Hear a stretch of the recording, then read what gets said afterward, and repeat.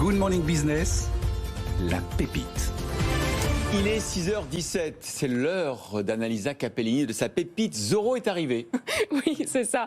Zoro est arrivé pour nous aider à régler les litiges du quotidien. Vous savez, Christophe, tous les petits litiges qu'on a en ce qui concerne les frais bancaires ou avec des fournisseurs téléphoniques, les compagnies aériennes, la mutuelle. Bien sûr. Voilà, vous savez, on en a tous en moyenne un par mois. Et la plupart des fois, ils restent bien évidemment irrésolus parce qu'on les laisse tomber. Alors, il y a peut-être une solution, c'est Zoro. Capucine Bert, vous avez créé cette entreprise. Vous permettez aux consommateurs de se partager un litige, donc de se regrouper finalement au sein de réclamations collectives pour être entendus au niveau collectif et peut-être indemnisés au niveau collectif.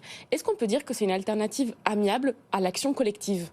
En tout cas, en permettant, je pense, bonjour, merci de me recevoir, en permettant aux consommateurs de se réunir, déjà, il n'est plus un acteur isolé dans sa lutte pour obtenir gain de cause. Il a plus de poids sans doute. Hein. Il a plus de poids, Ouais. il a plus de voix. Se réunir sur notre plateforme, c'est donc rejoindre un groupe de consommateurs, avoir des outils de partage, avoir donc des outils d'influence, être plus visible, être plus entendu. Et puis, c'est aussi former une entité avec des dossiers clés en main qui vont pouvoir interpeller et susciter l'intérêt des entreprises. Le but, c'est vraiment d'obtenir une résolution de ces cas.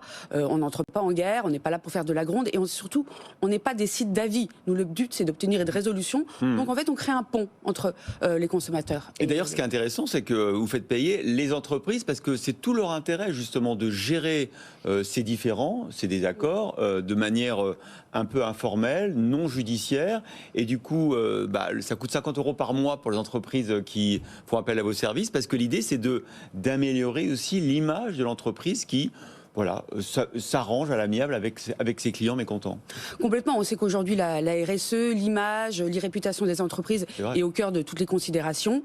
On sait que la transparence fait aussi partie des thématiques leaders pour la prochaine décennie. Aujourd'hui, l'entreprise doit avoir une marque, une image éthique.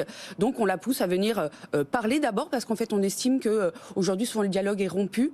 Donc, on la pousse à venir parler avec les consommateurs de façon individuelle ou collective pour parvenir à une résolution visible. Cela dit, vous n'hésitez pas sur votre site à faire du name and shame, mais c'est un peu ça, parce que vous citez nommément les marques avec le nombre de demandeurs, de personnes qui sont en réclamation. Donc il y a Basic Fit, Emma Matelas, Air Mauritius, on en voyait quelques-uns qui défilaient derrière nous. C'est quoi les types de demandes les plus populaires et est-ce que ça leur met la pression, le fait que vous citiez comme ça les marques sur votre site ? Alors populaire ou impopulaire, évidemment. Oui. Mais aujourd'hui, c'est vrai qu'on a des cas assez concrets.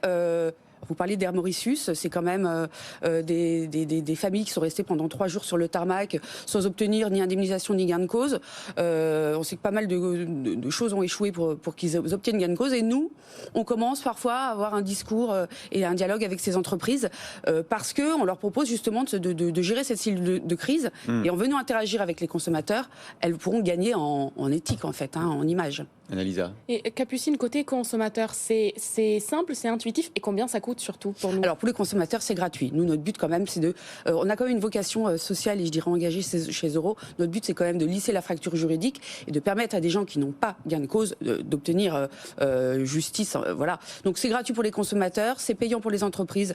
Vous l'avez dit, avec des formules à partir de 50 €, évolutif en fonction du nombre de cas. Alors, comment réagissent les entreprises ? Que je trouve que c'est intéressant comme démarche, essayer d'aller chercher la conciliation. Est-ce que vous avez déjà, parce que vous êtes toute jeune comme entreprise, est-ce que vous avez déjà des entreprises qui ont dit, nous, on apprécie cette démarche et plutôt que effectivement d'aller dans un conflit, on préfère passer par Zoro pour aplanir les différends. Est-ce que vous avez des gens qui ont signé déjà avec vous ? Alors, vous l'avez dit, on n'a que 2 mois. Donc, pour l'instant, on n'a pas encore de gens qui ont signé, mais on a des accords de principe. Il y a finalement deux typologies d'entreprises. Il y a celles qui vont venir parce qu'elles sont profondément éthiques dans leur ADN de marque. Donc, elles vont venir justement pour se prémunir de toutes les problématiques et pour affirmer leur transparence et leur éthique. Ouais. Et puis, il y a des entreprises un peu moins transparentes, un peu moins éthiques, mais qui sont obligées, forcées malgré, parce qu'il va falloir résoudre ces cas qui évoluent énormément. Et alors, les plaignants, ils se retrouvent sur votre plateforme ou alors ils se connaissaient déjà et ensuite ils mettent leur action en commun et Là, pour l'instant, aujourd'hui, c'est nous qui allons traiter pour l'instant. Ouais, on va les chercher, on suit l'actualité, on essaye d'isoler des problèmes, on va les chercher. Ils viennent très spontanément parce que c'est des gens qui sont en demande, généralement, parfois même en douleur, sur pas mal de cas. Ça leur permet de se réunir, de parler entre eux et aussi d'avoir une autre visibilité, ce qui est important.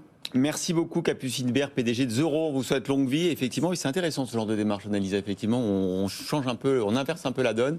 Et ça fait partie évidemment de la stratégie de RSE des entreprises. On en parlera d'ailleurs dans le journal de 6h30 sur les assemblées générales d'actionnaires où, encore une fois, heureusement d'ailleurs, la RSE reste sur le haut de la pile. Merci Annalisa.